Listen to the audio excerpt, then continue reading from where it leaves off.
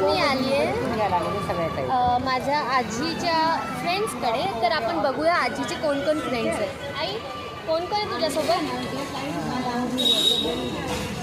कोण कोण आहे तुझ्यासोबत? हो हो मंजू मंजू अरे तसं नाही मंजू आहे असं.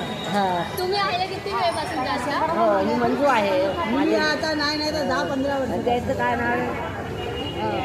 ही मैत्रीण आणि विद्यार्थी त्यांचं काय नाव आहे? वाव, ही कोणत्या टाईपची मैत्री आहे? बोला ना. मी सांगितलं मैत्री आणि आईंचं त्यांचं काय नाव आहे?